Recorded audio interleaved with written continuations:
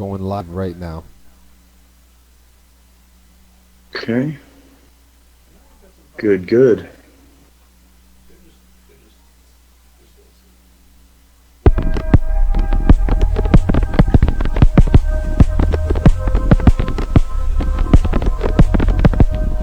How come it's not coming up on my Facebook?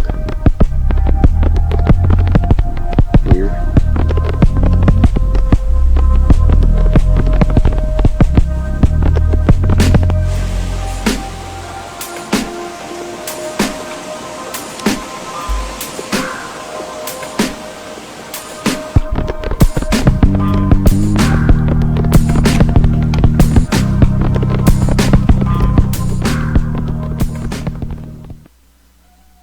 Shit. We are here with the LAte Brunch. Yo. Hello. We've arrived. That's right. It is. Brunch. we had first brunch. Second breakfast? Second breakfast. Yeah, man. 11sies? Does anybody have 11sies? Oh, fantastic. How's everybody doing this week? Surviving. Surviving. That's pretty much all we can do at this point. Living the dream, yeah. Survive. You know how it is. And entertain ourselves. Always. What do you guys do to entertain yourselves? A lot of shit. A lot of shit. We've gotten so bored we made our own fucking podcast. That's how bad it's been. Hey, you know what? Yeah. That's how real we had to entertain ourselves. Real talk. That's a real thing. It's definitely a real thing. Nothing else on Netflix. There's nothing really out there, so we really got to be our own entertainment. We peaked at fucking Tiger King. That was that was it. That was the point of no return. Jesus. That's hilarious. I love that. That is hilarious. Well, because Tiger King was what? Like that was like.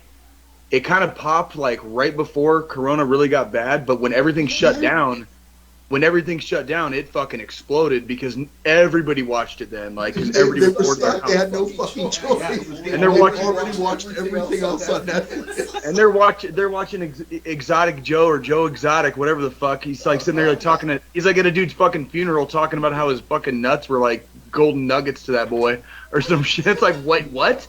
Are you at a funeral, dude? You're at a funeral right now, and you're talking about like dipping your nuts in like the golden sauce or something. I don't know what the fuck he was talking about. It was too much. It was out of his freaking gourd is what he is. It was too much. That goddamn Carol Baskin. It's actually funny because like there was breaking news that Carol Baskin actually sold Joe Exotic Zoo just the other day, and that property that was sold cannot be used as a zoo sanctuary of any sort. Interesting. Oh, so what are they going to do with it? So she's basically Carol Baskin's won. Carol Baskin won. She won the war. She won. Dude's in jail. She owns his shit. She just sold his shit, and his shit can never be used for fucking anything like zoo related ever again. So like, Carol Baskin's basically just like pissed on this dude's grave. Yeah, like, pretty much. Fucking Carol Baskin. She's had it planned for a while, though. You know she's had it planned for a while. It's pretty obvious that Carol Baskins was the chess player of like that whole of that whole freaking like shit show of a documentary. Dude, yeah. I think we could probably do an entire episode on just Tiger King. Absolutely, easily. That's how serious it is. Easily. I saw a tiger. God. That was probably the best one. What do tigers dream of when they take a little tiger snooze? Yes. My God. Do they dream of mauling zebras or Halle Berry in her Catwoman suit? Oh, the days. I'll learn how to play it on guitar if you learn how the whole damn thing, man. We'll just do a little. I already know the song. Just start. I'll do it. Is there a fucking app now also where you can do duets with people? You don't even have to you can jam through an app at this point. Like, that's how serious. That would not surprise me in the least. I've seen. Actually, it was one of the video games that we were watching. Me and John were watching at the Video Game Awards last year. It was a video game that would teach you how to play an instrument. And Rocksmith. That was like, it was insane. It was fucking. It was like, it's like gone are the days of instructors. Gone are the days of like that one-on-one. It's like if you have some little isolated kid in the middle of like a big giant city with no friends, and he just stays at home all day and jams his guitar with that video game, the dude's gonna be a fucking master by the age of like fucking 18. Exactly. You know? There's kids that are starting that shit at like fucking 7, 8 years old, and they're already fucking prodigies. Proof of that, my nephew, man, I gave him his first guitar set and an amp and like a little plastic like Pico or whatever it is, microphone and shit. He took that to a whole nother level. He got into Green Day. He got into music hardcore. Now he's just like, I want to see where music's going to take me. He's got bands, man, and he's just like bring around. He actually just put out their first EP. That's fucking. That's bad, dude. That's like, but see, that's bad. That's obviously that kid had the like an artistic temperament. Yeah. And by kind of like stoking that flame, that's all you had to do. Like you gave him, you know, like throw some paintbrushes at him, throw an instrument at him, you know, like. Throw a couple of art books his way, whatever, and like, and all of a sudden you just watch them blossom, like their minds are on fire, and like, you know, like, and they become like the true. We're starting off really, really early, like technology is slapped in kids' hands at a really fucking early age, and a lot of it is just pretty much a distraction, you know, kind of giving the parents a break. That's really all it's used for. If not, it would be the same way as back in the day. Like, play with some fucking toys on the floor, play some Legos, build some shit, like, do something. There was nothing like that. Like, but they have now, dude, they have everything they need in the palm of their hand on a daily basis. Like, that's right. Kids these days are so, like, my daughter's about to be 15 years old this year. I'm fucking scared shitless of what I'm going to have to face. She starts high school this year, so. Don't feel, I got 2 daughters of my own, but my oldest is 9. So like, don't like, I got it coming, dude. Don't worry, I got it coming. Oh man, it's crazy. It's crazy. The way technology has really advanced kids in general. It's a whole other level. We didn't have that shit. No, we didn't have it. We had to do it off. Like Game Boys. I mean, we had Game Boys, but they like we didn't. We didn't have the ability to like just just Google some shit and get like a working product. You know what I mean? It's like you have to go to a library. Encyclopedia Britannica. You have to go to a library. Right. You have to have an old relative that owned every volume of Encyclopedia Britannica. Yep, that's right. Oh my God, they were like this fucking. They don't have M. What am I gonna do about that? I was trying to look up fucking Mastodon. What the fuck? Which I want to know. What is Memento Mori? Since we're on the M subject there. Yeah. Memento Mori is a phrase that originated in the. Latin, I'm assuming. It's Latin, yes. It originated in the Roman eras, basically. But it was primarily used as a phrase to remind everyone that, you know, nothing is forever. So Memento Mori. Kind of literally translates. It literally translates to "remember you will die." So it was a reminder, even to the Caesars, even to the emperors. It was a reminder that nothing is forever on this earth. Like you will face your own mortality someday. So it was a very Roman way of saying stay humble. You know what I mean? I was just gonna say. It's basically the Roman equivalent of stay humble, homie. You know what I mean? Because you're gonna get humbled. You know what I mean? Like you're gonna stay humble or you're gonna get humbled. Either way, it's coming. I love that shit. It's coming. There's nothing. I love reading in name origins. Like I love shit. Yeah, that's great, dude. Origins behind the names. That's something to keep in mind every day. Hell yeah! No matter what class you're in. Mm-hmm. Oh, absolutely, 100%. And I think it speaks to, you know, also as far as the we like to think. Here in our beloved country, in our beloved home, that we don't really have much of a class system, and for the most part, we kind of don't. Like, you know, you'll see people getting along from different, you know, facets of society, and you know, I'll hold the door open for a gentleman or a lady, you know, at the gas station just to be polite, you know, whatever. Yeah, absolutely. But if we really get down to brass tacks, there is still kind of a class system in this country. And the great equalizer, of course, is always death. Yeah. 10 out of 10 people on a long enough timeline, 10 out of 10 people will eventually pass away. Yep. And so when I kind of, I was nerding out one night when I want to say I rediscovered that. I'm semi-familiar with Roman history from my early 20s, but 20 years later in my life, 20 years later, about, I don't know, a year and a half, 2 years ago, I was nerding out on Wikipedia or something, and I remember seeing this fucking logo. And then, of course, lo and behold, it's a thing in the veteran community, of course, too, obviously. So it's like it's become kind of like a statement, basically. It's just, remember you're gonna die, dude. And it was, it's a strong statement, right? Yeah, it is. It doesn't matter. I think it doesn't matter. If you're getting in your car and driving down the interstate, if you're hanging out in bars all night, if you're in a university college student, just going to your classes, you never know when that next day is going to come, or when the day is going to come, and it's a good reminder to be, obviously be good people always as much as possible, but remember that your time is coming. Every day, no day is guaranteed here for any of us. Absolutely not. Not a single thing. Not. Oh man. And holy it's shit. Fucking heavy. Yeah. Shit, man. So yeah, that's basically the origin of that when you see that. So we have a comment here from Nikki Larson. They would love the gamer tag or sex position game. Actually, they've played it. They have played it. They've played sex position or gamer tag. Yep. I think like you, Jay, Joe was very knowledgeable on a lot of those. I mean, you can't. We get to a certain age where it all just sort of makes a little more sense.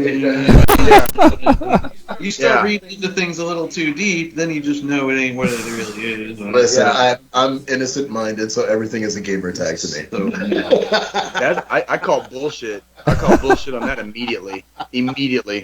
He's got a second playing in his living room. It's not even in his bedroom. It's just chilling in his living room. It's actually in my kitchen. Yeah. That's how the turkey defrosts for Thanksgiving. Oh, yeah. I gotta get that thing out tomorrow. So while we're at the topic of games, is there what games are you guys playing now? Oh man, good question. Fuck. I mean, I recently got back into Fallout 76. I'm a huge fucking Bethesda fanatic. I've been playing another game called Biomutant, which is fairly new. I'm a fan of single player shit. Like, it's been my thing. I'm not too much a guy on multiplayer shit, especially like first person shooters and shit like that. I think I actually talked about this last time. Like, that was definitely like one of my topics where I don't like battle royale games. Those things fucking annoy me, so I don't play those. What was it? Hunger Games. Exactly. Like, battle royale games is pretty much Hunger Games in every game. So, we got too many of those. But I like Biomutant. Actually, really caught my attention recently. I played one multiplayer which was really good, called Knockout Kings, which John, you actually put me on. It's a fucking dodgeball game. Oh, Knockout City. Knockout City. It's a pretty intense fucking game. Like, I really dug deep into it. Once he introduced me to it, I went worlds beyond wherever the hell he was.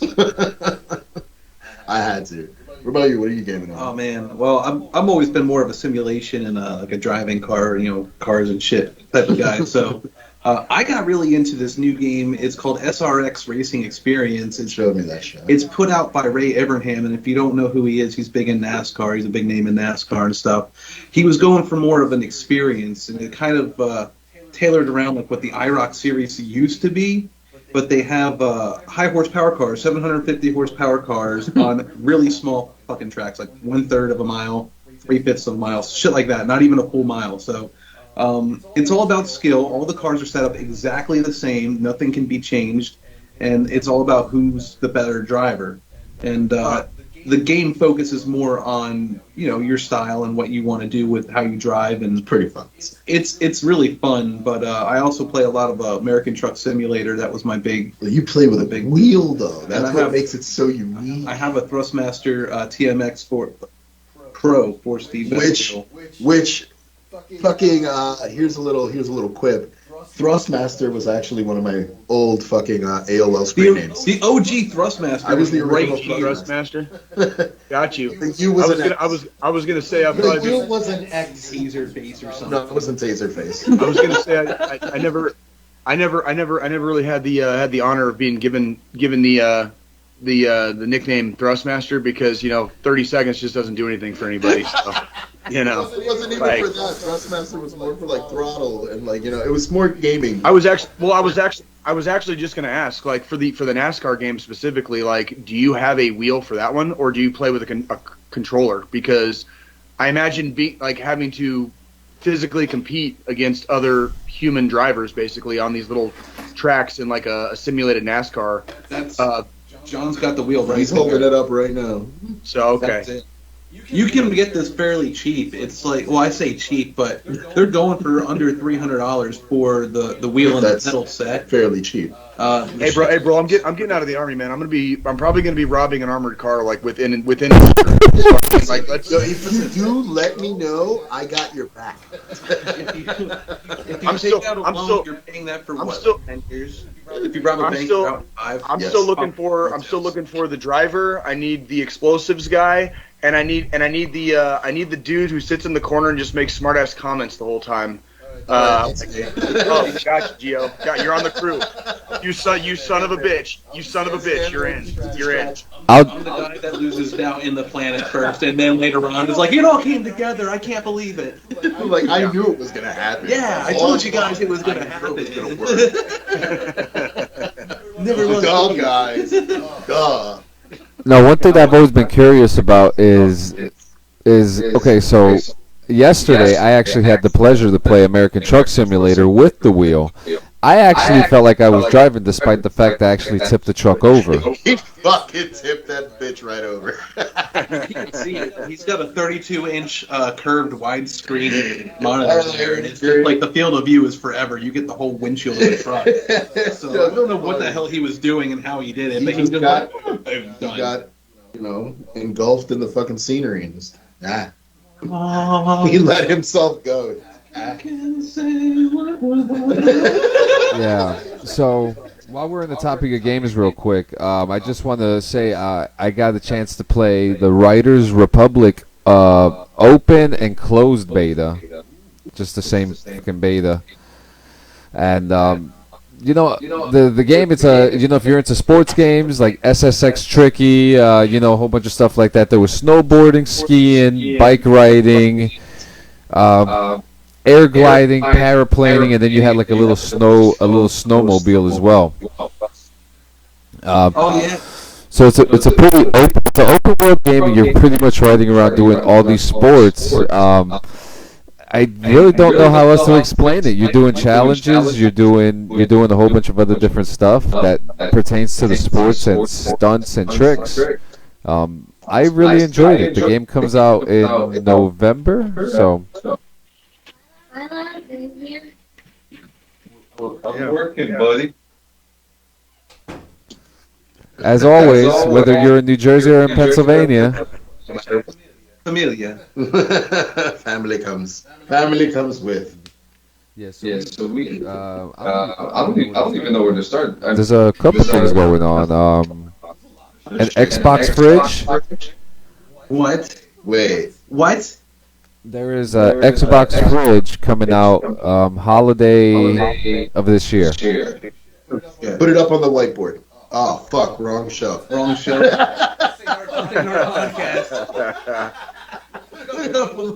We think we're interviewing you. Wait, does this work at all? We got one. No. We can't be doing it. We can't. That's got... We gotta try. We gotta try to get I feel like they've never watched the show before, Jay.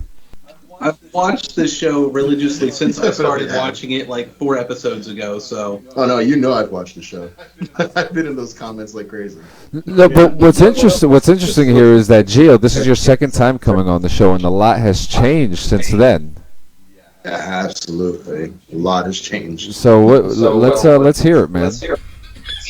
Well, I finally got to, I guess you could say, a point in my personal life where my drive needed to be matched with, my ambitions. And by that I meant like I needed to do what I felt was best for me. So I gave up. Well, no, I wouldn't say gave up. I kind of hung up the microphone musically and, kind of just set it aside. I'm not going to say I'm gone, but I definitely set it aside to kind of practice newer ventures and, trying to get into something else that I feel I can also do. I've been trying to, one of my goals for a long time has been to become a voice actor. I wanted to do voice acting because of stupid impressions and shit like that I've been doing as a kid. But I figured, I have a lot of dumb shit to talk about.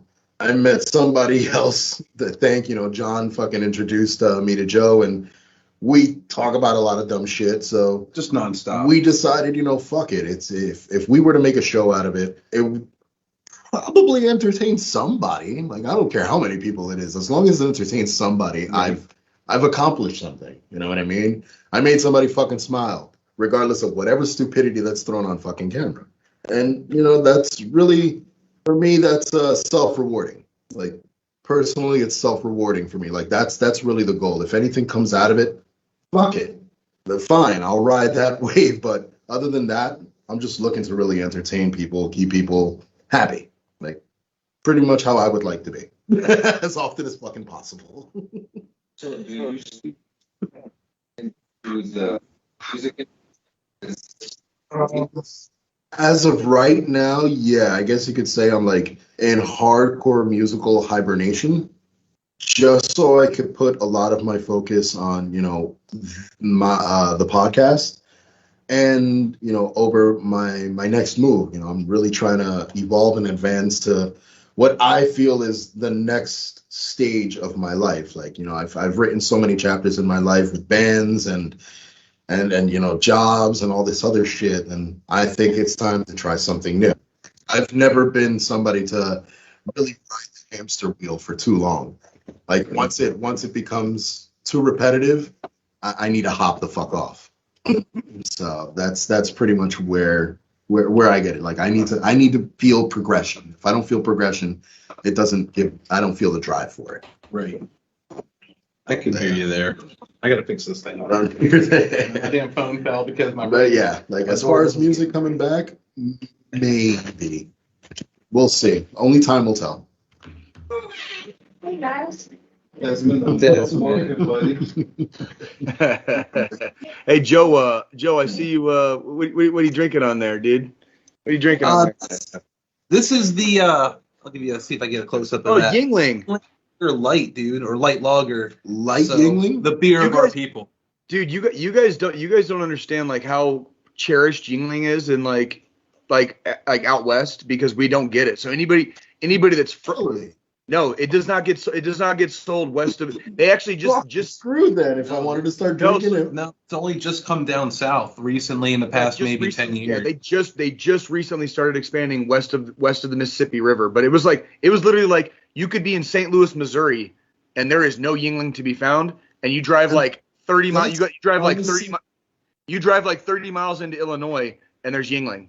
You know what I mean? Like, it's literally like it was like that, and they just recently started expanding, but it hasn't hit like I live in Colorado, like it hasn't hit Colorado yet. But like in the Army, like, anytime I go like TDY to like Fort Bragg or like Fort Benning or whatever, like that's all I fucking drank. And it's like your guys' cheap beer, and it's your cheap beer. That's it is beer. It's our cheap beer, but it's because it's got so much history and it's so local. But I gotta tell you, if you get a Yingling lager from near here in Potts, because I'm kind of close to Pottsville, Pennsylvania, Pottsville. I don't know how I didn't realize that. Pottsville. Say pot. Pottsville, Pennsylvania. He said pot. That's all I heard.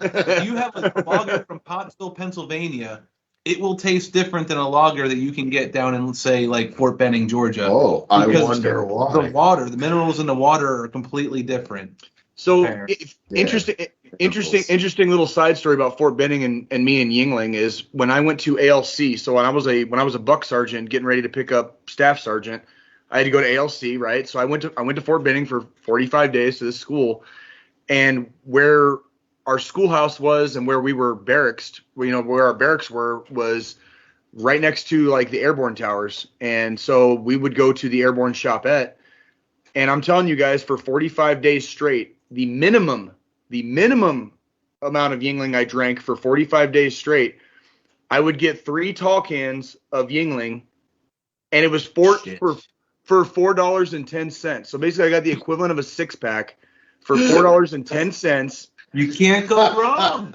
I drank Yingling for 45 days fucking straight. I'm talking like it was that was the minimum. So like the nights we actually partied, like that wasn't even like a blip on the radar. That was like your appetizer. You know what I mean? Like that was like on a night I was studying.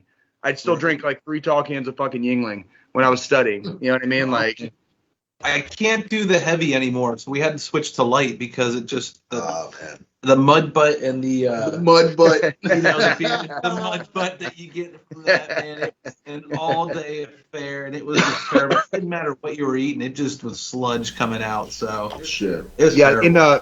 Growing up in Arizona, working construction stuff, in Spanish and slang we'd call it mezcla, and mezcla is like.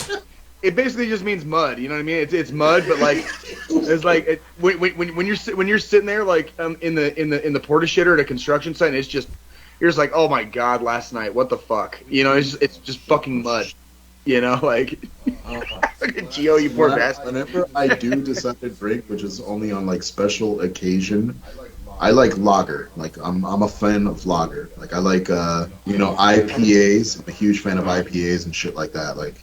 I like that flavor shit where it has some kind of twist to it. But those are also not beers that you want to sit there and chug like 12 of. Oh no, absolutely. I drink one and I'm already feeling like. Yeah. Right. Also because I'm a fucking lightweight. Start getting the squirts. This was really more of a special occasion because of our guest appearance here. So typically we're more into the flowery stuff. Yeah. Well, thank you very much for making me feel like I'm not the only alcoholic on this fucking show. Because like the only one that never drinks. Cheers. Yeah. There you go. Cheers. Cheers. What was that? Was that on like South Park? Like cheers, fuckface. Like Terrence and Phillips. Cheers, fuckface. So. What do you want to start with? Do you want to start with? Well, we got your updates with Gio. Do you got anything else going on? You got your Kobalus designs. You got Kobalus designs happening. Yeah. Can you talk about the move? The trip that you're about to take? Initial idea. Well, I'm actually planning to. I'm gonna be out by you soon. Really? Yeah, I'm gonna be visiting Arizona in October, between the 14th and the 17th. I believe Scottsdale, outside of Phoenix. Yeah, just outside of Phoenix. Okay. East of Phoenix. I grew up in Tucson, so yeah. All right. Very, very, very familiar with like all of Arizona, basically. So. All right, so then there you go. I grew up there. I have an opportunity to actually, move out there permanently. Okay. And I've been really, really contemplating and really thinking it over, and I might actually do it. So that's one of, a big move that I guess the big move that John is referring to. But like I said, I'm really trying to just start anew, start a whole new chapter, and that means I have to make big changes, and that means I got to get the fuck out of Jersey for one. Like I've been here almost 30 years of my life. I had my daughter here. Not here. It's not here. Not here. This is not Jersey. No, not here. In Jersey, I had my daughter there. So I every band that I've had, everything that I've done successfully in any way, I did in New Jersey. So I feel like I've sucked New Jersey dry of all that I can. And I got to do it elsewhere. I can completely relate because just prior, almost immediately prior to me joining the Army, I didn't join the Army till I was 29. But I had gotten married. I got married when I was 27, All right. And we got married in Tucson, and then me and my first wife, we actually moved to Kansas City, Missouri, where I was born. But I had not lived there. I had not lived there the vast majority of my life. We moved when I was like 4 years old. So like all I knew was Arizona, right? Yeah. But I think it speaks volumes to when me and my first wife moved to Kansas City, I felt free for like the first time in like a long time, because I had grown up in Tucson. I felt like I was spinning my tires. I was 27, 28 years old. The most money I ever made at a tax-paying job was $12 an hour. I remember digging ditches on job sites with a fucking a goddamn jackhammer with a spade. With a spade. That's how hard the ground gets out there. It's called caliche. So like the ground is as hard as rock. So you use a spade bit on a jackhammer. You go down, you wiggle it, to kind of loosen the earth. You pull that 80-pound jackhammer up, move it back about 12 inches, do it again. And digging like 200-foot lines for irrigation in like the July sun for like $8 an hour, right? Oh, like no, fucking toasted. So long story short, when I moved to Kansas City with my first wife, I felt free, and then that kind of went to toast like very shortly after, which to this day, whatever, we're on a podcast, so I'm not going to get into all that shit. But so I'm driving back to Tucson to live with my parents for the first time in like 10 years. And I'm like, what the fuck am I going to do? Oh my God. And that was when I decided to join the Army. I was like, fuck it, I'm going to war, dude. Marriage completely failed. I'm going back to Arizona with my tail between my legs. I'm not going back to Arizona. I'm going to go back to Arizona for as long as it takes me to get right the fuck back out. Because just the very short, I think it was like 6 months, maybe 7 months that I was in Missouri, after living in Tucson for 25 of my first 29 years, it just expanded everything. I was like, oh my God, this is what I needed. I needed to not be where I grew up, and it changed Absolutely. The whole dynamic of life, basically. And then I joined the Army, and it's been 12 years, but back to you though, Gio, is like, it might not be the worst thing. I can relate to that. I can relate very heavily to that. Absolutely. So, That's awesome, man. Now Joe, who is a veteran, he's one half. We have a rock star, actually a jack of all trades entrepreneur, artist on one side, and then we have a veteran who works at a cemetery. Yeah, it's I went and joined the Army back in 2010, got out in 2014. I did 9 months in Kuwait. We just fixed a bunch of shit there. No, non-combat tour, but still. What was your MOS, Joe? 91 Charlie, utility equipment repairer.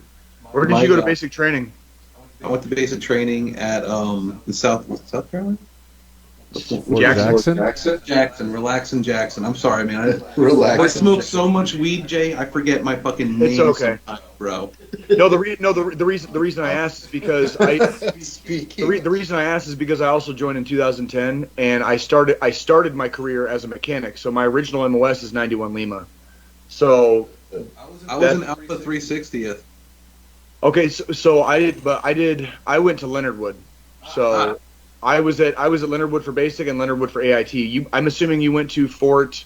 Where'd you go for AIT? Was that Fort Lee? Fort Lee, Virginia. That's it. Yeah. See, I stayed at Leonard Wood because my MOS is kind of attached to the engineers. Okay. So my AIT was actually at Leonard Wood. But so you went to Fort Jackson, Fort Lee, and then where'd you get stationed at? Benning. Oh, nice. You got stationed at Benning. Fuck yeah. Okay. Yeah. I was on main post with 598th. Maintenance, and then they came back from Afghanistan. Okay. Within like 2 months of me getting in there, and the sergeant major up on Kelly Hill for a third ID came down and was like, "Hey, you gotta come with me. You're mine now, basically." Because I was the only AC guy. I was one of two AC people, 91 Charlies. So they took my ass right the hell, because they disbanded 598th, and then that was it. That's all she wrote. I hate to say it, but I got out for the same reason many other veterans did as well, and that was because we saw the toxic leadership that had been promoted throughout the ranks, and lower enlisted like shit, and we were tired of it. Sure. And you're and depending on where a service a soldier is, either lucky enough or unlucky enough to get stationed, it can change their entire career. I'm talking from the beginning, like literally out of training, it can literally, like, just by picking that one little lottery ticket, like, this is where you're going to get stationed out after training, can change the course of your entire career. Because if you have an extremely negative experience, environment, whatever, on your first contract, especially if you're an 18, 19-year-old kid, why would you expect somebody to stick it out? Why would you expect somebody to try to push forward? And there's people out there that have a lot of resilience. Don't get me wrong. There's a lot of people out there that have plenty of resilience and plenty of ability to bounce back from stuff. But it's not everybody, and it's when you have those negative experiences. Like, I'm sorry, I'm talking. Like, you go ahead. No, dude, you're good. I just want to say, like, it wasn't all bad. Right. I met a lot of good people. You know what I mean? Right. I have a lot of lifelong friends now, and I was just talking to. I call maybe 5 or 7 different people every now and then. You know how we are with communication. You know what I mean? So like, just check in, do your battle buddy check on them. I've done it more now since what's happened with and I don't know if you guys get into politics much on here, but with everything going on with Afghanistan and whatnot. Oh, we talk about Afghanistan on here. That's fine. With all the shit that happened out there in the recent weeks, I've made sure to call the people who I feel it would have affected the most, and ensure that their mind is in a good place and that they understand that their service matters, and that if they have any issues, they can call me, they can talk to me any time of night. I will answer the phone. I'm all about that shit. But Absolutely. I don't know. Other than that, though, my fucking time in the Army wasn't all bad. I had a lot of fun learning how it actually operates, how discipline and motivation can help, even if it's fake motivation. Yep. False motivation. That shaped my life. I mean, shit. False motivation better than no motivation. Motivation is the key. So I got out in 2014 though, and it's I don't know what other veterans are going through. I haven't talked to too many others other than my brothers that I keep close contact with, but the few that I do talk to, some of them are in the same boat as me, where it's like you kind of float around a little bit till you find your place, and I feel like I found my place here at the cemetery. I work at, I don't know if I want to give it out on live here because we're doing things. Yeah, let's not. I work at a pretty big park somewhere in Pennsylvania. I'll just say that, and I love it. I'm helping people every day, even if it's like through a really shitty process. Sure. Anyone that's a big part of our society that gets extremely overlooked. Our society is very, very life focused. And it's almost like even growing up in the United States, like, death just gets overlooked until it happens. It's like we are going 900 miles a minute every day of our lives, and then death happens sometimes, and then but then you have to deal with it along with your 900 mile a minute life. You know what I mean? Right. And people doesn't stop. No, it doesn't. Life doesn't stop for death. People fall hard. People fall hard when it happens, especially when it happens very suddenly. Absolutely. But anyway, it's a good trade to get into if it's something that you were looking into. Well, tell me, I want to hear more about you helping people. Like, I want to hear like you talked about it being very like emotionally gratifying. Like, I want to hear more about that, because that's like on the first day, I got to help a dude with getting his ass off the ground, because this dude was 500 fucking pounds, Jay. All right. And he wanted to go put flowers on his grandmother's spot, which I'm all for it. My first day working there, my manager's with me, and we take this guy in a wheelchair, a motorized wheelchair. All right. And he just hit some kind of dip, and he just went, oh shit. The dude was over 500 pounds, so like he had these spandex pants on because I guess they don't make anything that's. And it when he hit the ground, his ass jiggled in such a way that the spandex just and his ass out for all of God and America to see. His home health care aide that was there, she kind of stood there. She's a toothpick. She didn't weigh like but maybe 95 pounds soaking wet. She just stood there like, oh, here we go. We almost had to call the fire department to help pick this guy up off the ground. It was that bad. Holy crap. Yeah. It took me and another guy and our manager Jess and the home health aide. It took 4 people to lift him up and get him in the chair. But you got him. He dead weight. His one knee didn't work. So what are some of the other like? So there's stuff like. It's like Jello booty incident. I'm so happy I wasn't the only one that laughed internally. I fucking love that. Thank you so much for letting that out. I hope it's so happy. So, like, if this guy ever comes across this podcast and hears it and decides to sue me, man, I'm fucking sorry. No. It's one of those things that happens. Like, what are you gonna fucking do? Like, he can't handle himself. You're in a motorized wheelchair and you fall over and your ass gets blown out of your freaking pants. Like, it's one of those like, dude, you know whoever that dude was visiting. If there's an afterlife and they were watching that, they were laughing so hard. You know his fucking. Dude. You know they were laughing. They get but. God damn it, dude! Like, it was totally not where I was expecting you to go with my question. State too, like So I've helped the guy up off the ground. Yeah. That's What about the emotion? What about the emotional help? Yeah, how do you? Yeah, this is. I have PTSD from that shit, my bro. Just fucking alone. It's haunted my dreams for fucking. Well, I've been there for a while now, so like almost every night, every time I closed my eyes, there would be just a flash of the Jello booty incident. And I am curious though. It's traumatizing. I am curious though. How do you get someone like comfortable enough to talk about either buying their grave or like a family member's grave? Like how do you break that ice? Oh, you gotta. So most of the time, well, you're slick with it. You fucking try to reel me in like. Without even wanting to. Like, you were just fucking around. I don't know how the hell he got into the conversation. I was convinced for that. He tried to sell you a gravesite?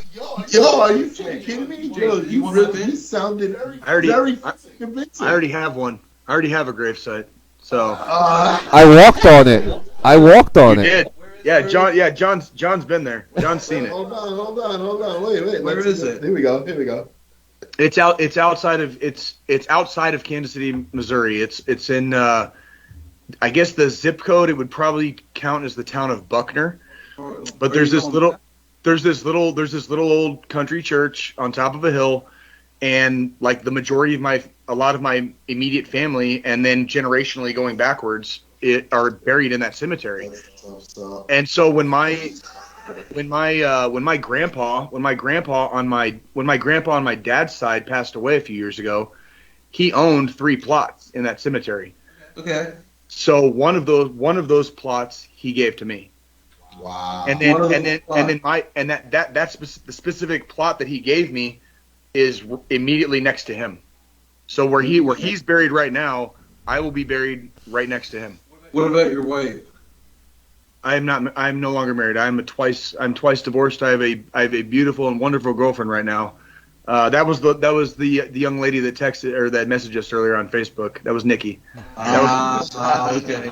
So, my apologies. No, you're fine. So you have a space, right? Yes. Do you know what else you have? Do you have a vault? Do you have an opening and a closing? They don't do. No, they don't do. No, they don't do vaults out there. It's either.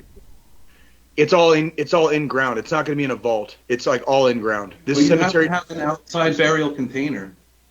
You must have an outside. So a concrete vault is what you put the casket not in Missouri. Put into the ground. Not in Missouri. No. They have different rules in Missouri. Yeah. Well, there's 50 different states, 50 different rules on how you bury your dead. I guess so. Shit. In PA, I know we have to have an outside burial container. It's funny that you mentioned that actually because when my grandpa. It's when my grandpa passed away a few years ago, you'll probably find this interesting. He went due to the month that he passed away, the ground was still frozen, so they had to wait until the thaw to put the body in the ground. Like that's like, yeah. So like, yeah, we don't have to do vaults in Missouri, dude. Like that doesn't exist. Like that does not exist in Missouri. So like my last grandparent, my grandma on my mom's side, my mom's mom just passed away. It was a couple months ago, and then so when we went there, she was cremated, but her husband, my grandpa, was already in his plot, and so all they did was that they dug down about, I don't know, 3 feet probably, and we put her container on top of basically where my grandpa is, because he's also cremated, and then we just threw our flowers in and we covered it up, and me and a few other men in our family covered it up. Like that's what we do. Like that sucks as fuck, man. That's what we do, man. Like that would be more of a, I don't necessarily want to call it a Midwestern tradition, but that is a normal. I know I have a buddy that his family's from the Gulf Coast of Texas, and like that's what their family does. Like you bury your own. Like so the cemetery will dig. Like that's. And then the family will do the first few shovel scoops. But in my grandma's scenario, the hole was so shallow. Just me and a couple of the other men in the family. My dad, one of our cousins, we filled the whole hole. Like we filled it up. Like. There he is. Family has been. Sorry, but yeah, my family has been members of this church for over 100 years. Oh, so like, shit. so not just That's the cemetery. awesome. That's why. It's not just the cemetery.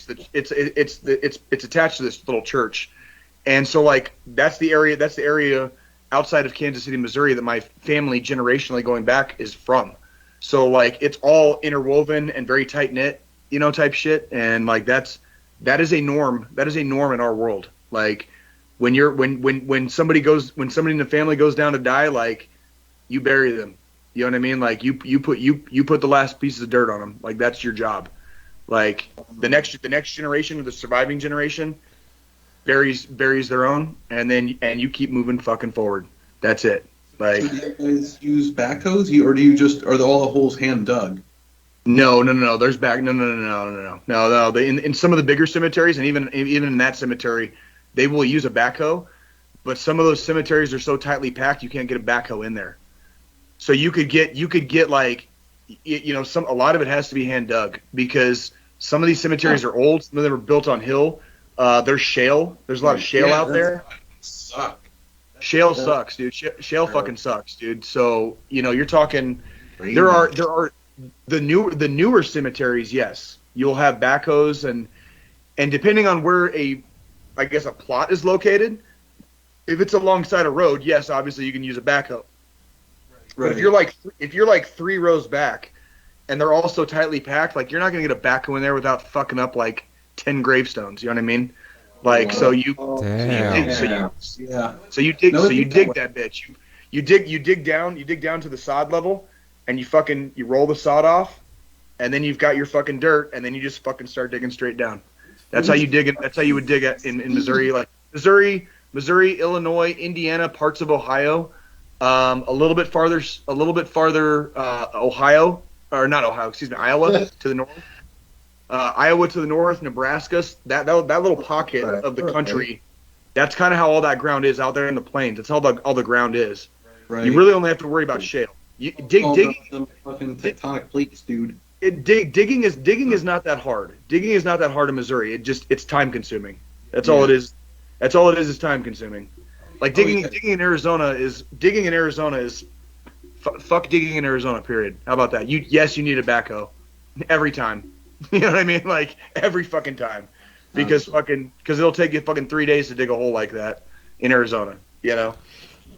Oh damn. So have you guys had any like paranormal experiences at cemeteries? I'm talking to the three of you too. I've had one, which was a long time ago actually, and it was in think North Carolina? South Carolina. Closest to Georgia, so it was probably South Carolina. I'm stoked.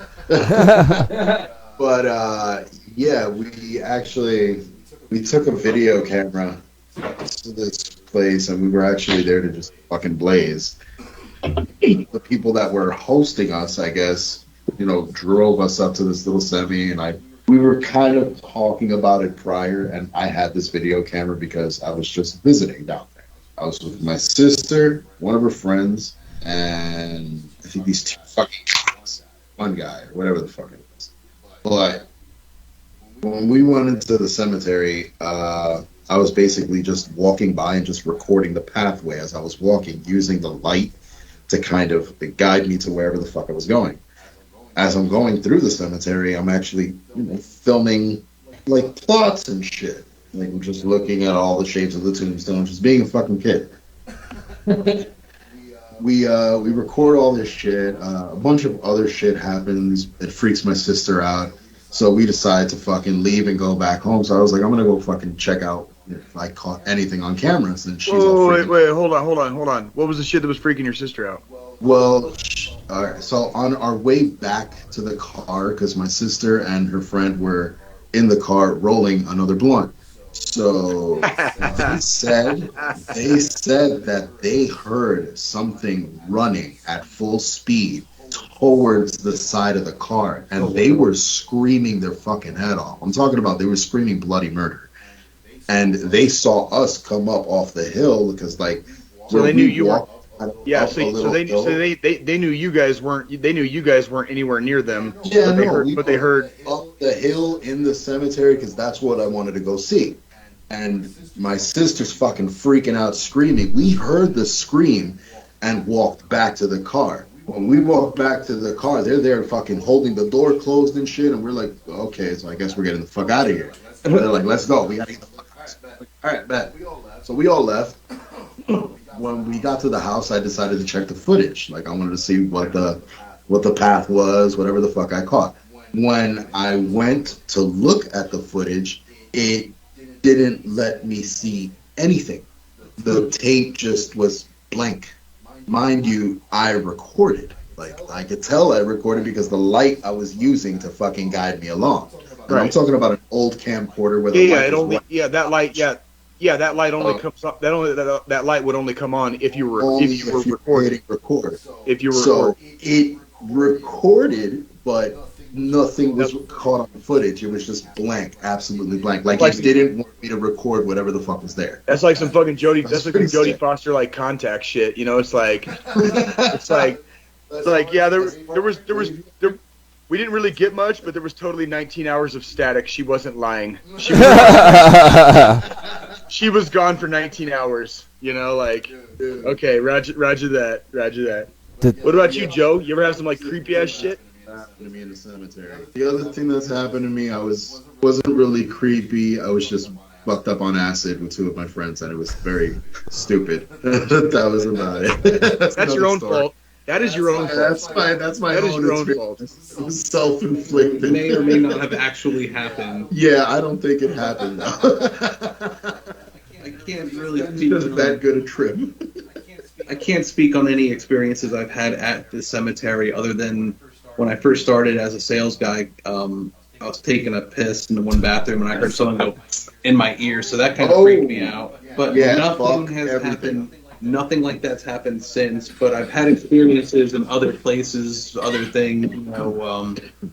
There was somewhere down near Gettysburg here we went to, and there was some kind of folklore about dude on a horse.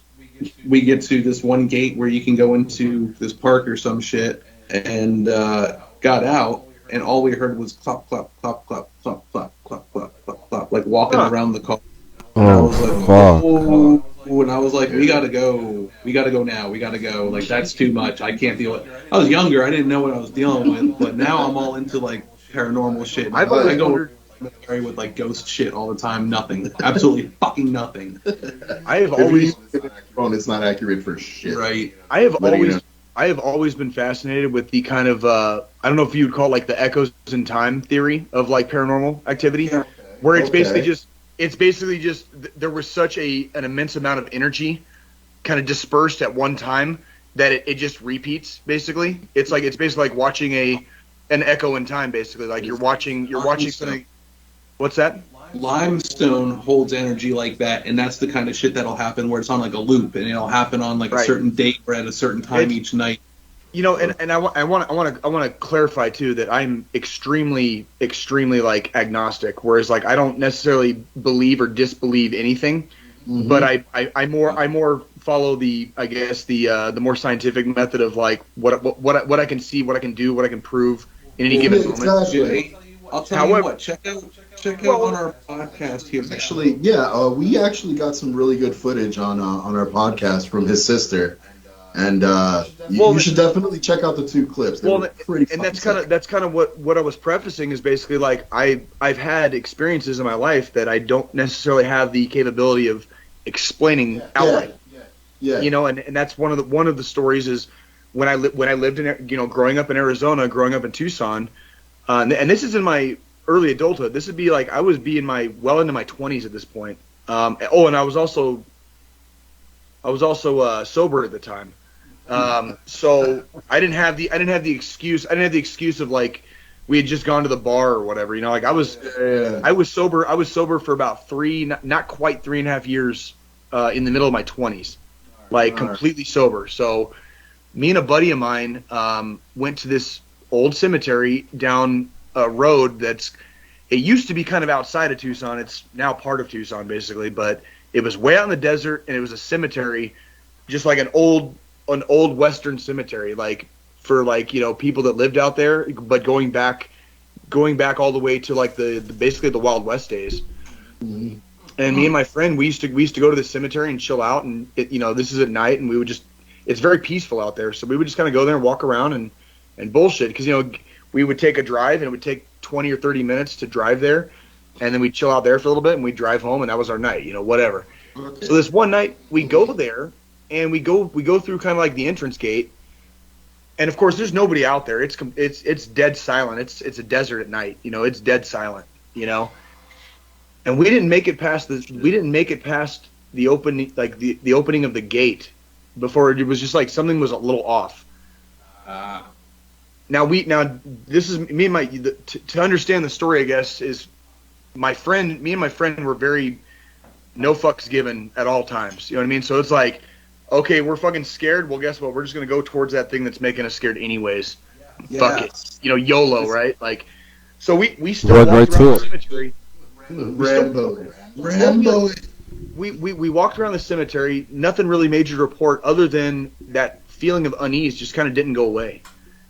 And then we got kind of back towards where the entrance was, because it's a big archway entrance. And we got back towards where the entrance were, and it was like all of a sudden like we weren't alone. And whatever other thing was there was back towards in the cemetery where we had just walked from, but it was like right there now. And we could not see anything. Now, mind you, it's nighttime, it's dark. There was no as I recall, there wasn't very much moonlight that night, so it was dark. But you could still kind of see. You had ambient light from Tucson. You know, you have the ambient city light, so like you can kind of see because of the ambient light. But you know, but we couldn't see anything. But it was like, whatever this is, it's right there. It's like 30 meters in front of us, and it's just like waiting for us to like get the fuck out of here. So me and him were just kind of like, all right, we're getting the fuck out of here. And then we just got into our car, and intuition speaks way louder than anything else, man. That's really what. And I'm not inherently a believer. You know what I mean? Like I don't really. A lot of things, I just don't care. Like it's really ultimately what it comes down to is I just don't fucking care. I don't care. I'll find out when I fucking die. I don't give a. You know what I mean? At some point in human history, we had encountered something akin to what you had encountered, and it scared the fuck out of us. And that stayed within DNA through generations. Probably. So you don't even realize that your body can respond to things around you without, just energy and whatnot. That's correct. You know. Well, that's like some people in like especially in the Midwest are prone to noticing when the barometer drops, like when a tornado's coming.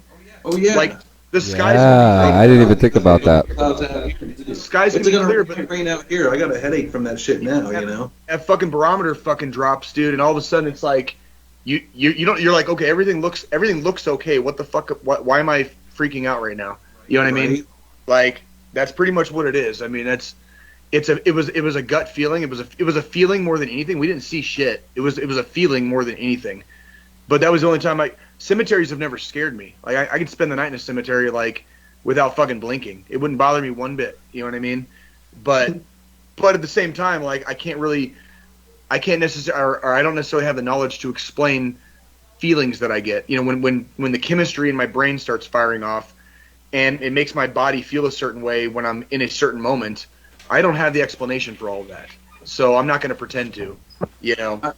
Definitely, man. No, your body tells you things that you don't even realize. It's quite dank in this room, I must say. Beautiful. Dank. Diggity dank. It's beautiful. I gotta say, I wish I could be participating today, but you're gonna have to give me until about October 3rd. So, bro, that's why we wanted to toast with our. That's our, right. Our with our brews, this. I choose the drug that's statistically linked to domestic violence, early death. You know, like this is my drug of choice, everyone. Wow. This is what I use. This is what I'm allowed to use. Thank you. Really Thank nice. you. Oh yeah. Really, really nice. So yeah, man. So yeah.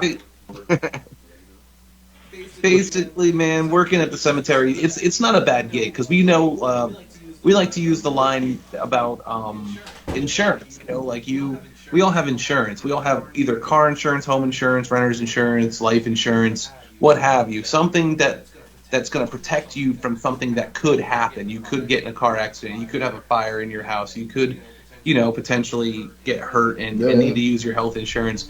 But the one thing that you're going to be insured on when you come to like where I am is the fact that in future generations you've locked in a price for your space in our fucking cemetery so that inflation won't fucking affect you, and you know that you're going to pass at some point. So it's like an insurance policy you're going to use that gets better with time anyway. And then your family doesn't have to dick around with that shit if you just like if you suddenly get waxed like on the fucking freeway.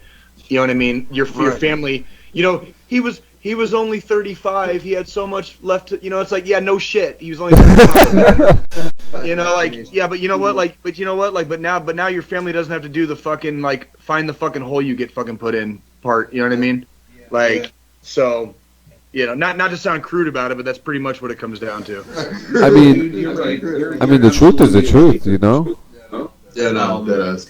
It's a difficult position though, because when you do deal with families who don't prearrange and something happens, they're hit with the cost of what it is. So you figure somebody who's actually prearranged and gone through everything, they have their space, their casket, their vault, their memorial, their marker, if you will, or their stone and shit. We don't have uprights. We just have flat ones with flat bronzes on them. They're kind of elegant, keeps the landscaping looking nice. But all those four things there, and plus all the other fees included, because there are some other fees. We don't like to show them as hidden either. We'll tell you what they are. But it gets costly. Versus like someone who did it in the 70s, it could have cost maybe $2,000 to bury someone. Now it could be anywhere from, just at a cemetery standpoint, $10,000, $11,000, $12,000. God damn. You got to deal. Well, I've heard a lot of people are moving. $8,000, $10,000, depending. Dude, how much would it cost to just donate my ass to a pack of fucking necrophiliacs? You can donate your body to science. No, just necrophiliacs. Just necrophiliacs. Web for that. I'm trying to bring joy to people's lives. So, Jesus Christ. That's a hell of a way to do it after death. hey, it's something that can be, you know, productive after I'm gone. I'll be planted as a tree. Well, when I'm Joe, gone, people still make use of it. Well, Joe, hasn't there been kind of an uptick in cremations lately because of like associated costs? Like, Oh yeah, man. Cremation is a very popular form of burial these days because is it cheaper? It's slightly cheaper. It's more convenient for families that are grieving. Mm. They can hang on to the ashes and whatnot for a longer period of time, and when they're ready, You know, the spreader than whatnot. You know, yeah, you can honor someone's wishes by placing them wherever they want. Hopefully, law is permitting. It's illegal to just dump ashes on property somewhere without permission and shit. So you gotta be careful with all that and make sure your localities have like the right laws or whatever. You get the right shit to do it. But yeah, I mean, cremation's become exceedingly popular, especially in the past like 50 years alone. It's grown in like I think 20, 40, 50% somewhere in those. I don't even know. It's just ridiculous. I'm reading a book about it on how to do like cemetery pre-need sales, and from the 50s to the 90s, it had grown exponentially. That's pretty sick. So did what's decreased is the sale in amount of plots and stuff too, because then, you know, the amount of families that are separating and whatnot now are more than ever. You know, that See, that makes sense. Father and wife, and then 2.5. Well, it would be cheaper to fucking buy like multiple plots at once rather than just one. No. Really? It's just the same price regardless. What you can excuse me real quick. A second right. All right. A second right of internment. Where that? No, dude. We're not talking about where I work, but I'm just saying you can get a second right, which allows you to put someone else in the same space. So, like, if you're buried there and then someone's cremated, like your wife or whatever, they can put you in the same space with her, or vice versa. So, like, that's a thing that can happen, and that's at half the price of the space to do that. So instead of paying full price for someone to go next to you who's only taking up a little space, you can pay half of it and have them put on top. That's not at all cemeteries, I think, but I mean, it's in a lot of places. The other shit though, like I know Jay's off camera right now, but just to go into it, like helping families and what he was asking about earlier, you know, it's a little stressful. It's a little rewarding because you're comforting them in their time of need. You're making sure that they're getting what they believe or what they want. You know, I don't want to say what they believe they want. You know, I try to go about this in the most honest and transparent way possible, so families understand. Well, you have to, yeah. Yeah, well, there's people out there, they're very sneaky, and funeral homes and cemeteries have been caught lying and trying to manipulate people for more money because we're all commission-based mostly. I don't give a shit about my commission because I have, you know, entitlements through other things. So, like, you know, like my commission doesn't matter. But it is kind of stressful to help families that are grieving, especially immediately when they don't have those prearrangements. It can be hard because they're so emotionally charged and driven, and they don't understand like everything they're getting. They just know that they have to do this and it has to happen now and all this shit. So my advice to anybody who's dealing with a sudden death in their family is to like don't rush it. Take your time, and you know, there's always family and there's always support out there. Reach out to your pastors if you're that type of person. Reach out to family, reach out to friends, ask people who've gone through it before. If you feel like the cemetery or the funeral home you're talking to is trying to swindle you, do not sign anything. Make sure you understand what you're signing, because I'm telling you, I've replaced a guy who was doing some illegal shit, and I can't say names and I can't say what, but he was doing some illegal shit, so they got him out. You know, it's not fair to the family. So I think a lot of this too, Joe, speaks very, very heavily on, you know, especially if you're I want to say even mid-20s, but it's kind of hard to expect people to be maybe that forward thinking in the mid-20s. But if you've hit your 30s and you don't have a living will, you don't have something on a piece of paper stating your wishes that if you suddenly, you know, bite the bullet, it's over. It's over tomorrow. You need to have something written down for like what you want and what your wishes are, because that's where a lot of these families get into these big bickering contests, and that's where like somebody gets saddled with like $50,000 of debt because somebody didn't have what do you need to do after I pass away? If I die today, what, you know, here's instructions for like everything. And if you're not doing that for your family after, like, I'd say especially after you turn 30, you're doing everybody a disservice, because if you croak tomorrow, they're not going to know what the fuck to do. They're not going to know what the fuck you wanted. You're just fucking an anomaly at that point. You're a memory, but everybody else is picking up the freaking pieces. Yeah. So pretty much.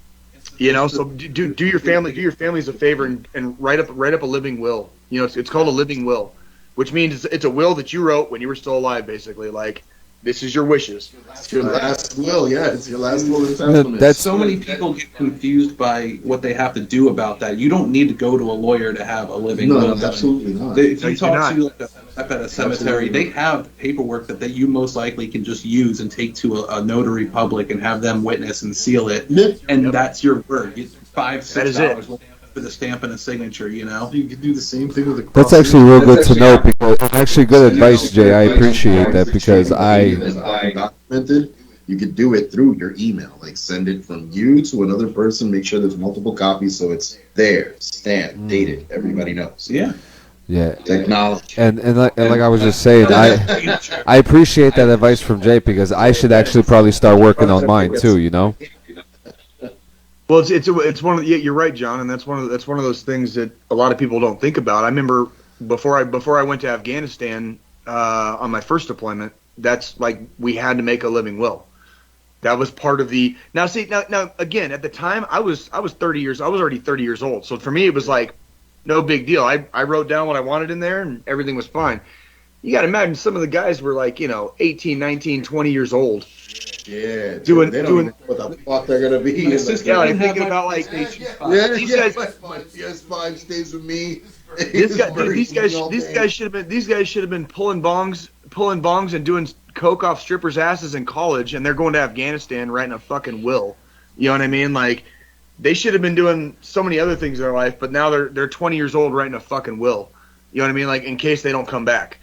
You know, that's a reality, though. That is a reality of the job. You know, and it's no different when, like I said earlier, it doesn't matter who you are or what your job is. Every time you pull your car onto, like, the interstate, you're taking a chance. Every time you wake up in the morning and you're breathing, that could be the last day. There is no guarantee about any of this shit. But the idea is to look past that and be happy that you at least woke the fuck up today, because Jesus Christ, some people did, man. 6 feet above is always going to be better than 6 feet below until somebody freaking convinces me otherwise. Until somebody convinces me otherwise, like, I have absolutely no reason to not want to live as long as humanly possible. You know what I mean? And just have a lot of fucking fun. You know what I mean? Because life is a lot of fun. So, it sure is. I mean, that's why. Like, I hear a lot of people say the same shit. We're like, oh, life is this, and life, like, it's terrible and shit. Like, great tragedy. Dude, for me, life is exactly what you make of it. Like, if you're not doing anything with it, of course it's going to be miserable. Of course it's going to fucking suck. Of course it's going to be eaten alive. Because you're not doing anything with it. You're wasting it. Well, it's like, dude, yeah, bro. It's like we were talking about earlier. Like I grew up in Tucson, Arizona. It's not the worst place in the world. You know, It's not the worst place. It's a beautiful, beautiful area. It's set in the middle of a very picturesque desert, you know, in Arizona. But after being there 25 of my first 29 years, like I needed something else.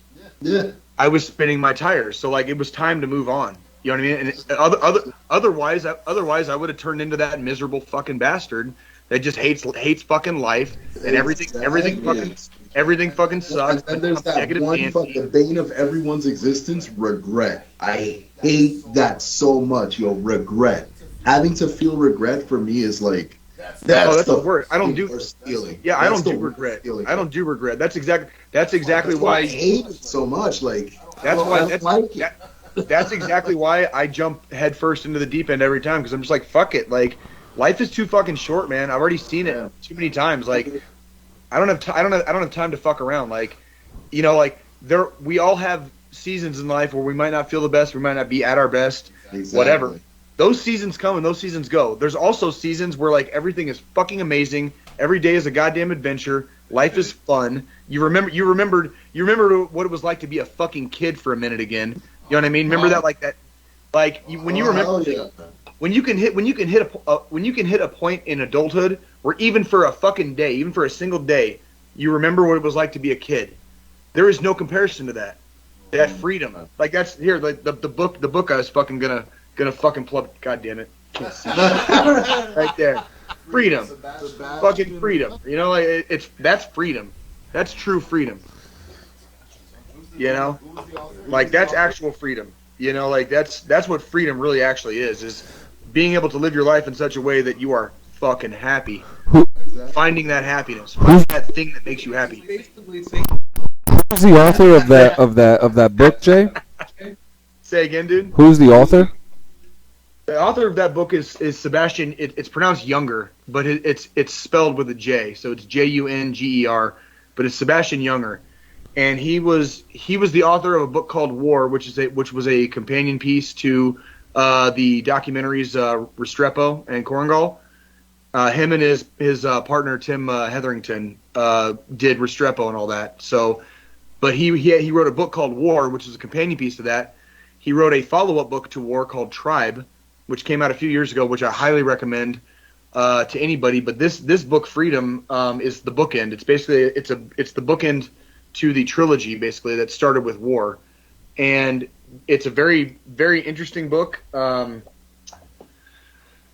It's hard to describe because I don't want to say he bounces around because his thoughts are very free flowing, but they're very categorized, and so he'll tell a story, and then he'll move on to like the next piece, but they kind of flow into each other, if it makes sense. So he talks in this book about what the definition of freedom actually is. And he talks about how, like, if you want to just go camp in the wilderness, you can camp in the wilderness, but you're camping at the expense of, you need to make sure nothing's going to attack you at night, and where's your next food, your meal coming from, fresh water. So you're giving up, you have a lot more freedom, but you're giving up safety and security. And then on the extreme opposite end, we have, like, let's say our lives right now. We live in basically suburbia, right? We live in, middle class America. I have air conditioning in the summer. I have heat in the winter. I have to go to the grocery store to get my food. But that safety and security comes at a big price of the overall freedom. Mm-hmm. So if the grocery store closed down, I wouldn't have nowhere to go get food. I don't know how to hunt. I don't know how to take meat off of animals. I don't know how to tan hides. Just have a knife and start fucking going to town, dude. Just right. There's the two opposite extremes. You can be completely on your own and have all the freedom in the world to do literally whatever the fuck you want, but it comes at a great cost of safety and security. Or you can have all the safety and security in the world, but it comes at great cost for your actual personal freedom. I don't get to do whatever the fuck I want because I live in a neighborhood, and if I walk out on my front porch right now and blast off like 5 rounds from a 45, the cops are going to get fucking called. Right? That's not freedom. It would be really fucking cool, though. It would be fucking cool, but there's fucking rules here, right? Like that's not true freedom, right? Like that's like I can't just go do whatever the fuck I want here because obviously I'd fucking get thrown in jail. So he talks about that in this book, and he tells us there's a running story throughout the book where him and 2 or 3 of his at most it's 3, and at times it gets down to 2, but him and like a few of his friends started walking the railroads out east in Pennsylvania, actually, like in your neck of the woods, Joe, and the Appalachians and stuff like that.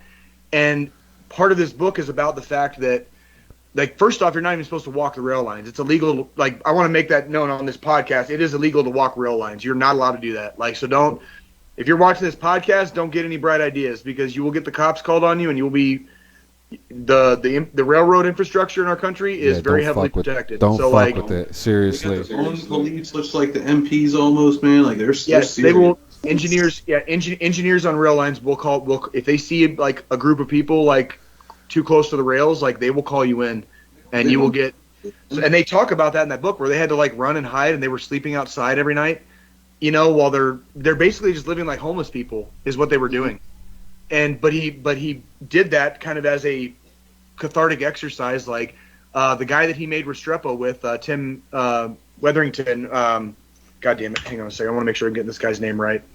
I apologize. The guy he did what the fuck was his name? Tim Hetherington. I'm sorry, Hetherington.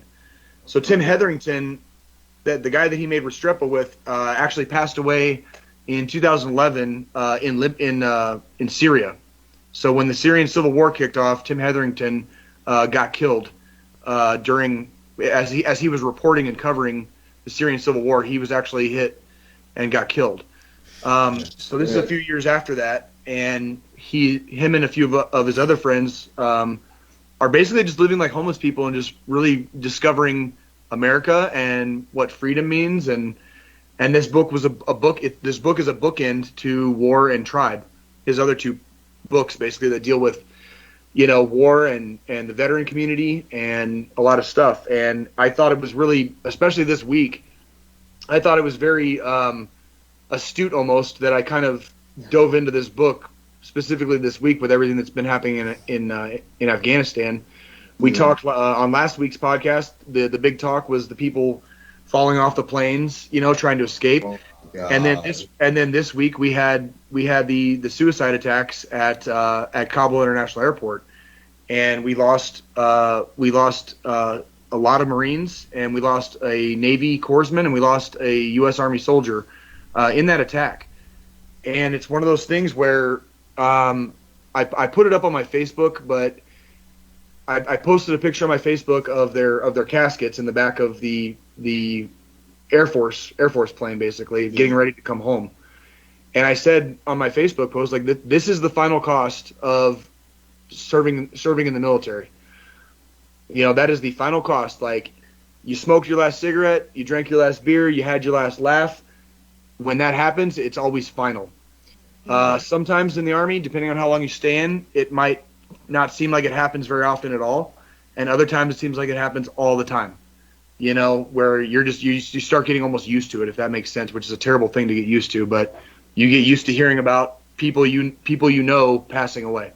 Yeah. And, it's one of those things where the cost gets magnified at the end, just like the cost was magnified at the beginning when the war initially kicked off.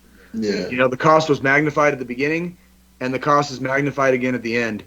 These are some of the final people that will probably lose their lives in Afghanistan from our country, for the foreseeable future, at least. After we finally pull everyone out and everybody's gone, those are going to be some of the final soldiers that perish in the war in Afghanistan, for a while.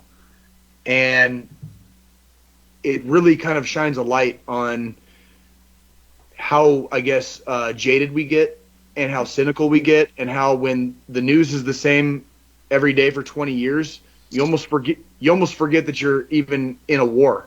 Yeah, is what it is. I mean, I went to Afghanistan the first time in June of 2011, and I came home in June of 2012. I went again in 2016 to Kandahar, and I went to Helmand province in 2018. And every time I went, there's people that know me in my personal life, obviously, and that, like on my Facebook, my social media feed. Yeah. Outside of that, we were ghosts. We were doing our jobs, and we did a very good job of what we did.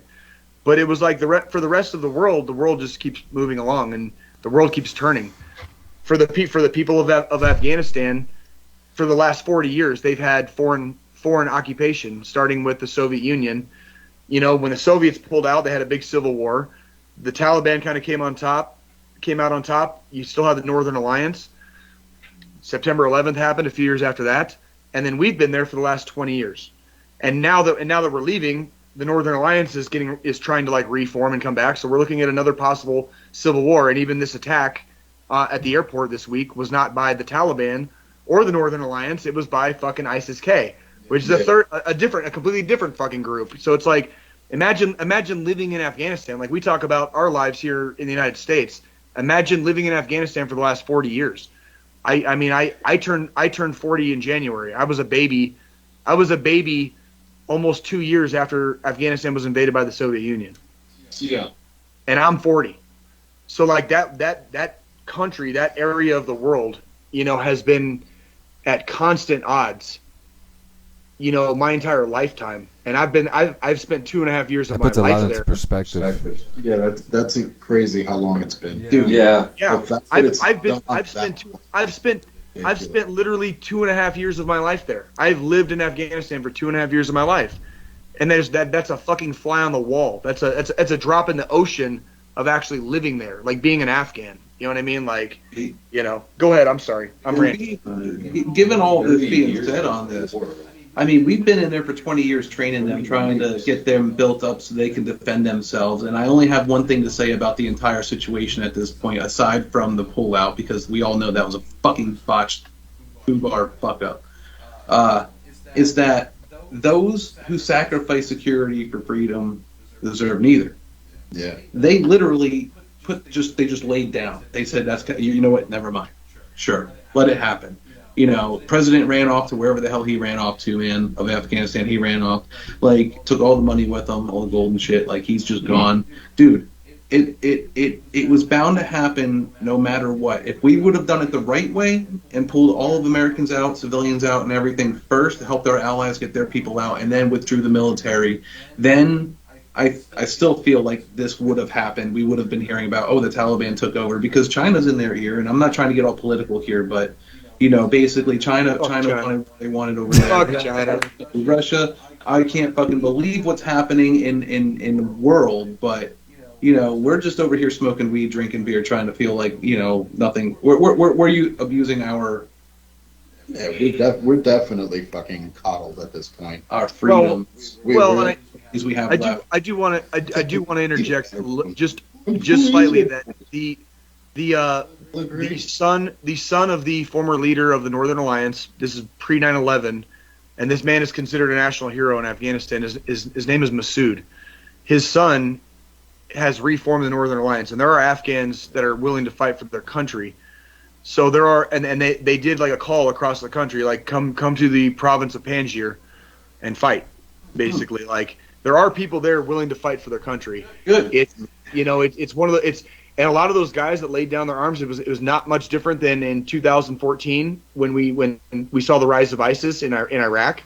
A lot of people don't have the fortitude, the intestinal fortitude to fight, so they lay the weapons down and they save their skin for another day. That is an evolutionary trait, believe it or not. Like, and actually, like the book I was talking about, it discusses aspects of that, where like you will have tribes of people who are willing to do whatever it takes, and it's a tribal mentality. Like we will die to the last man. That's a tribal mentality. Or we will run and we'll hide and we'll do whatever and we'll live to fight another day. That's another tribal mentality. That'd be, let's say, the Taliban, right? Like we will hide and we stay low. We know we can't do anything to them while they're here, so we'll just fucking hit them here, hit them there, and fucking hide out for fucking 20 years. That's a tribal mentality. But it's also like Hydra, yeah. Cut off one head. Like Hydra. That's right. And so it's one of those things where there was never going to be an easy solution to the Afghanistan problem. I don't think. But like you're saying too, like who's to say what's going to happen in the next few years? You know what I mean? Like when we were there, I liken it to if I came to your house and I went in your backyard and just started like cooking meat and doing whatever the fuck I wanted, and like maybe your dog starts yapping at me, so maybe I kick the shit out of your rib, bro. I'm happy. That's usually how I'm about it. Like, you gonna break me off a piece of that, bro? Like if you're gonna cook, so it's like but like I'm in your backyard. So like I'm in your backyard and your dog starts yapping at me, so I kick the shit out of your dog. Hold on.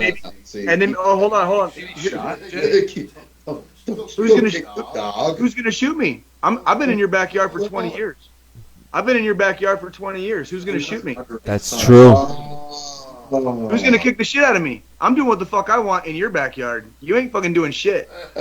Like, you ain't doing shit to me. Like, nobody's doing shit to me. I do whatever the fuck I want in your fucking backyard for 20 years. What America's doing to Afghanistan? For 20 years. Oh, by the way, my mom just called, so I gotta go right now.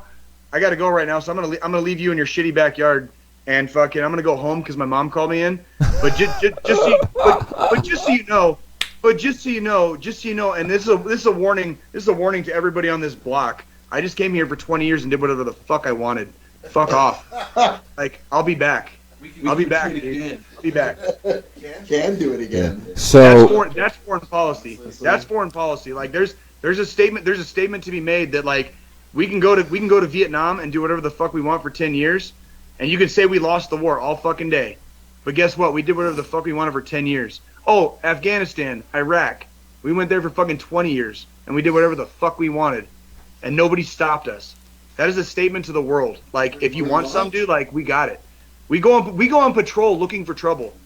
It's like a giant game of fuck around and find out. Like, we go on patrol just to try to get into a fight. Like, motherfucker, like, bring it. We're asking for it. Like, if you got something, bring it, especially China. Fuck you, China. Fuck you, you Winnie the Pooh looking motherfucker, dude. Fucking Putin. Fuck Russia, too, you little bitch. I got something for that ass, dude. I got something for that ass. So I stack body like fucking cordwood, homie.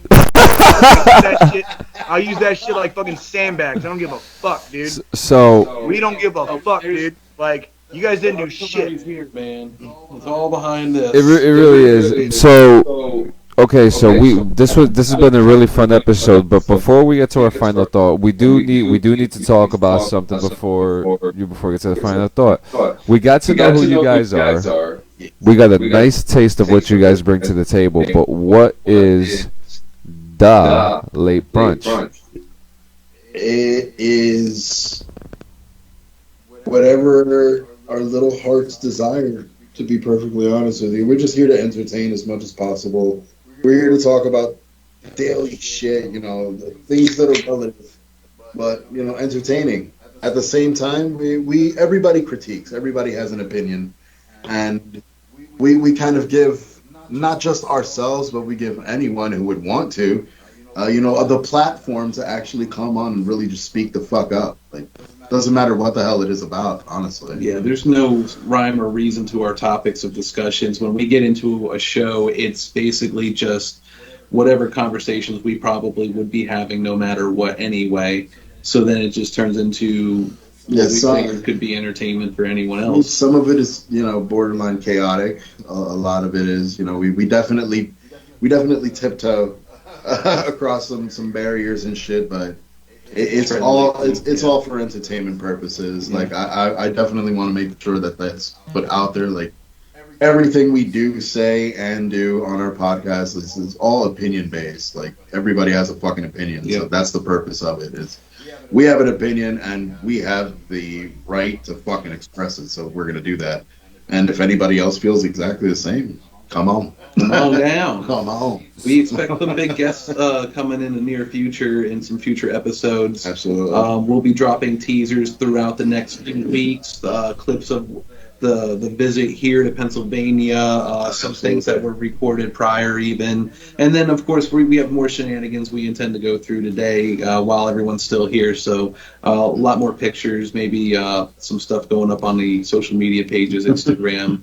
Most definitely, we're going to be attacking that shit. And so you just debuted your first episode yesterday. What can we expect for new listeners who have never listened to this before? What's going on? I mean, like we said, it's very open ended. We kind of get into the topic of like what's going down today, like now. Gaming, basically, like with gaming trends, fucking pretty much just stupid shit that we'll find on the goddamn internet. That's what we got our handy dandy whiteboard. That's our new friend. I'm actually very excited about the whiteboard. Wonderful. Actually, thanks to John and Clean Sanchez Productions for holding down the whiteboard work. It's good shit, man. And, I love how it's clean Sanchez. Clean Sanchez. Not a dirty Sanchez, it's clean. Gotten a good amount of feedback as far as like the layout.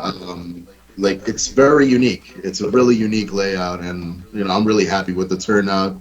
We were all really satisfied with the turnout. We were able to. I was surprised that we were able to adapt the layout like in a way that we can accommodate all of us together, which was great. So. I mean, I just look forward to what this can turn into. I know we can do a lot more. We've got Twitch, which we're going to be, actually streaming some gaming through that. We're on Instagram. We're Spotify, Anchor, Apple Podcasts, all that stuff. Yeah, we're on it. We have a WordPress site that's always in development, but I mean, it's something, right? Oh yeah, merch is in the works. The design work is it's cranking. So we're gonna get on top of that as soon as possible, even if it's just stickers or whatever the fuck we could get out there. It doesn't matter what it is. You want condoms? You want fucking? You want glow in the dark condoms? Yeah, we can get glow in the dark condoms. Yo, tissues. Fuck yeah. I remember seeing a porn. I remember seeing a porn when I was a kid. I was like in the fucking 90s, and they had like glow in the dark condoms, and like it was like these two dudes like got into a fight, and all you saw was like the glow in the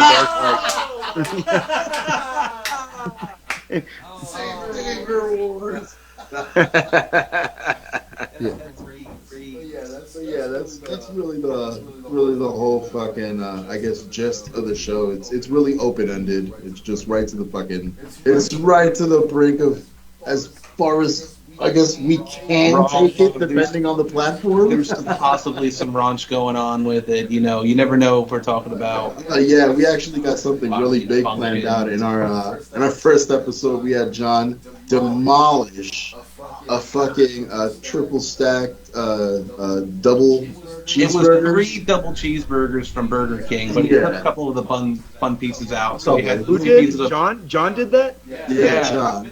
The video's up on YouTube now. Fries, nuggets, soda, and the fucking burger. John, why would you do that to yourself?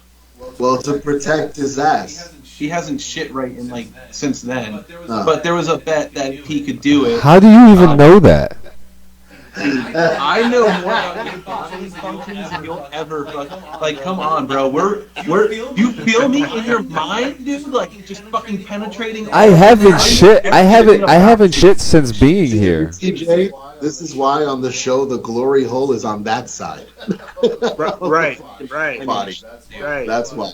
But there's a little rawness to our show. Though don't get it too twisted. We keep it real, but we're also not afraid to speak our minds. Oh, absolutely fucking not.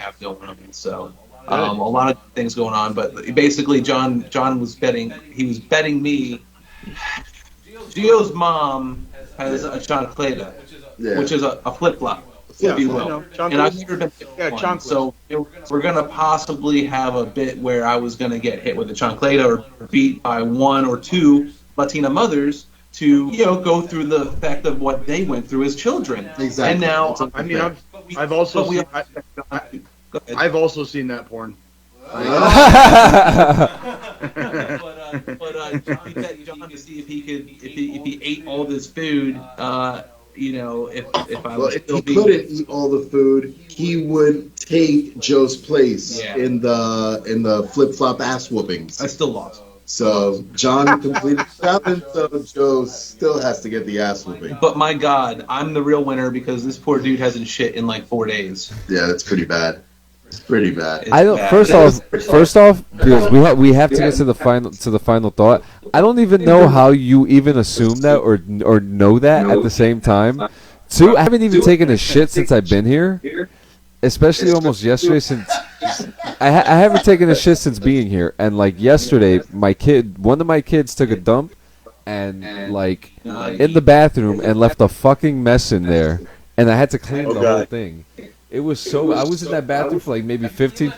I had to clean your bathroom because my son, one of my kids, I'm assuming it was Jonah, took this wild shit and the whole bowl was fucking like. It looked like there was peanut butter spread on the bowl like. Fucking Kit Kats. Remember, you got 2 more you got to worry about. So get ready. Get the gloves, the Windex, Clorox wipes. But guys, we are here at the end of the show. Oh wait, I forgot I have to deep throat this thing. Deep throat it. So guys, we're here at the end of the show. Jay, who did it last week? You did actually. Oh shit. Oh. Yeah. So I'll hop on real quick. Give me 1 second. All right. So every week we talk about making phone calls. We've talked about it on this episode, answering your phone if somebody's calling you. Always want to encourage people, if you're feeling a certain way, don't be afraid to reach out to your friends, your family, your loved ones. Call the National Suicide Hotline if you need to. Absolutely. It's 1-800-273-TALK. Okay, 1-800-273-TALK. And since we kind of broached the topic earlier. For today's final thought, I would just like to send a shout out to a few people that lost their lives earlier this week. at Kabul International Airport. Okay, so Absolutely. one at a time. We have Staff Sergeant Ryan C. Noss, 23, Coreyton, Tennessee. He was from the United States Army. We have Hospitalman Maxton W. Soviak. He was 22, from Berlin Heights, Ohio. He was from the United States Navy. We have Corporal David L. Espinoza. He was 20. He was from Rio Bravo, Texas. Sergeant Nicole L. G. She was 23, Sacramento, California. She was Marine Corps, and so was Lance Corporal Espinoza. They were both in the Marine Corps. Marine Corps Staff Sergeant Darren T. Hoover. He was 31, Salt Lake City, Utah. Corporal Hunter Lopez, 22, of Indio, California, United States Marine Corps. Lance Corporal Riley J. McCollum, 20, from Jackson, Wyoming, United States Marine Corps. Lance Corporal Dylan R. Marola, 20, of Rancho Cucamonga, California, United States Marine Corps. Lance Corporal Kareem M. Nikui, 20, of Norco, California, United States Marine Corps. Corporal Dagan W. Page, Omaha, Nebraska, 23 years old, United States Marine Corps. Sergeant Johnny Rosario Pichardo. He was 25, from Lawrence, Massachusetts, United States Marine Corps. Corporal Humberto A. Sanchez, 22 years old, Logansport, Indiana, United States Marine Corps. And Lance Corporal Jared M. Schmitz. He was 20 years old. He was from St. Charles, Missouri, United States Marine Corps. So I hope you ladies and gentlemen enjoy your trip to the stars, and we appreciate everything you did. Your deaths were absolutely not in vain. So thank you for everything you have done. For anybody out there that's feeling a certain way, don't be afraid to reach out. Call your friends, call your family, call your loved ones. If you are on the other end of that, if you receive a phone call at 2:30 or 3 o'clock in the morning randomly, don't get pissed off that your sleep got interrupted. Look at who's calling you, pick up the phone, and answer it. All right, love on each other, and be good human beings this week. We'll see you guys next time. Joe, thank you guys so much. Thank you.